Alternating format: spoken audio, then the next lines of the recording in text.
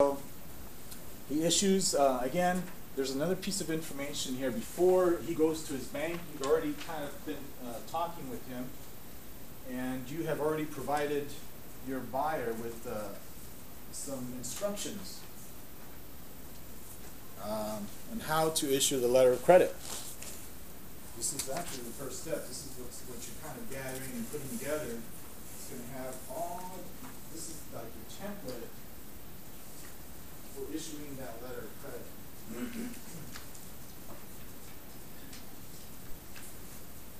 And if you just Google instructions, LC instructions, you find a lot of them. And this, I can, if anyone wants a copy of this, because there's no one right template. You can customize it where you already have all your contact information on there and stuff like that. I'll actually put it up on the Ning website, so and it'll be a Word document. So if you ever need to customize it for yourself, you can do that. Okay. So that's the first thing that happens. Again, is you fill out all this information, and so then he takes out this template that you faxed over to him, or maybe emailed him, and saying, "This is, we're doing. You're going to do an LC for $40,000 for me. It's going to be paid to me, the beneficiary, and you're going to put on maybe it's CIF, right? Cost, insurance, and freight." On number 10, I should have updated this. I always like to put the other documents, for example, and Alex probably has experience in this more than I do. I would recommend probably just leaving the commercial invoice as a required document, and putting all the rest under special instructions or other. I have other examples of them. I don't want to overwhelm you guys with different ones, but this is what I always recommend folks to do is here, this is a template. As you can see, you have packing list. That's not really required.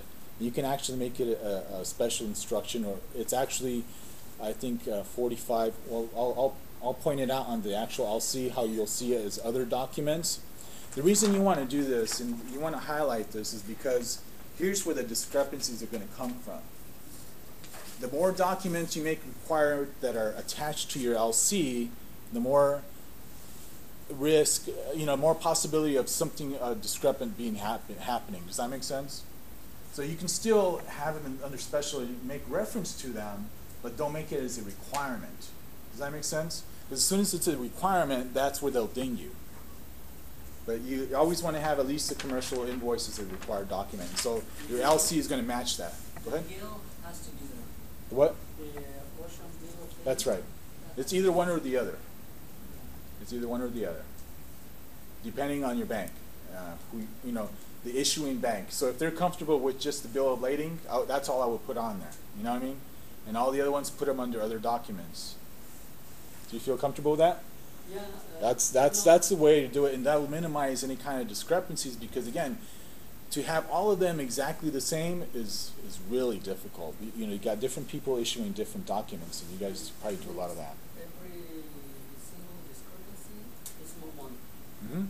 $150 on average, $100. So it adds up really fast, and it cuts into your profit margin.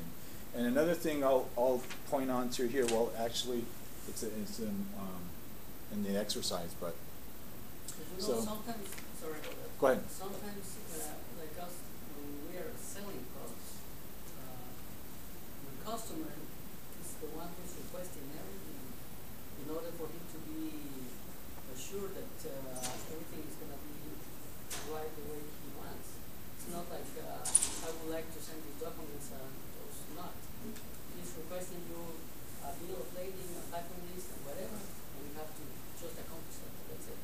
right. But what I'm saying, Alex, is make them under the other documents. I guess I'll just write out the sample LC so you know what I'm talking about. What do you mean by required? Is this like a bank required or a customer Required and binding to the contract. Again, a letter of credit is a contract. Right. The letter of credit is a contract between you and your customer, between the bank and your. All three parties. And so, if you make it as other documents, if you look on the bottom, on the second page. But if your customer is saying it's a required document to get it in to the country, Well, yeah, see, let me explain it this way. In a contract, you can specify, you need to have the owner's manual in there. If you don't have the owner's manual, I'm not going to pay you. Well, we know that the owner's manual needs to go with the product, right? That's the analogy with the LC. We know that all the documents are required to clear customs. That's why you put them under other documents.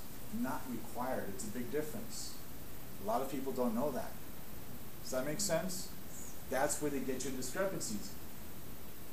The other when it's under the other documents, if you have discrepancies, maybe this will make sense. If you have discrepancies and this is other documents, they can't ding you for that.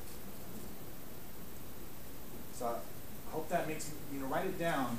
That is worth a lot of money in itself. The requirements of more of a rule.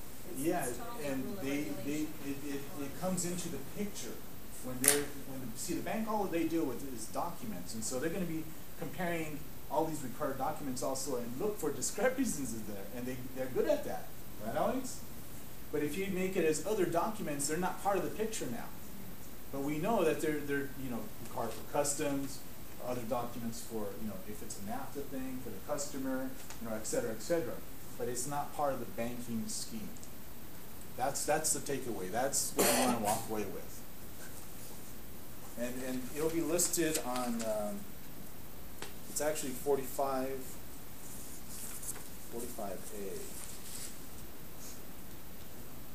Yeah, see, it's 46B says document required.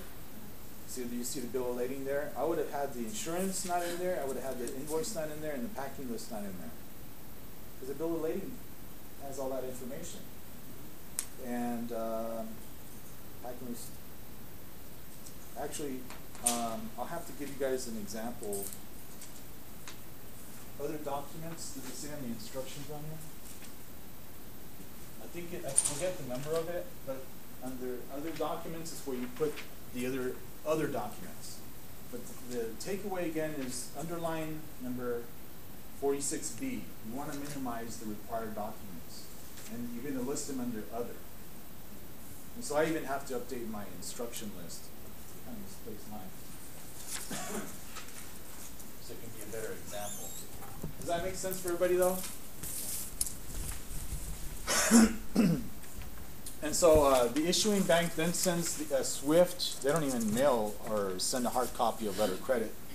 Once the bank sends the SWIFT communication over to your advising bank, they notify you. You would get this probably in a fax.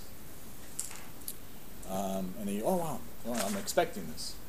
Now, it's big red flags if you get an LC, you don't know who and where it came from, That's not good. So then, here you are, number 4, you get the LC, you say, oh yeah, we've been waiting to ship this out. You ship out the product to the going country, then you take your bill of lading or invoice over to the bank. The bank releases monies over to you. Yeah, the documents, after this, the documents go back to the issuing bank and back to the importer for clearance. So that's how it works. Again, the contract, it all starts with the contract, the instructions. It should be updated to really issuing instructions for the LC, really. It's not a contract yet. It's a contract once you actually accept it on this end. And say, yes, banker, I'm going to act on this.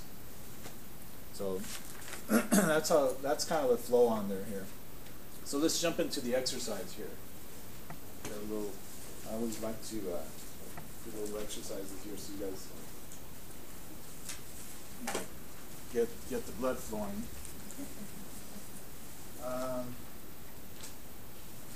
Actually, I turned off the monitor. Yeah, let me. There's 4 questions here. I don't know why I turned it off. Here we go. I actually thought I had a handout of it. So I want you guys to look for what's the latest shipment to date on the LC. Everybody has a copy of it already. That's number 1. Well, the projector comes back on.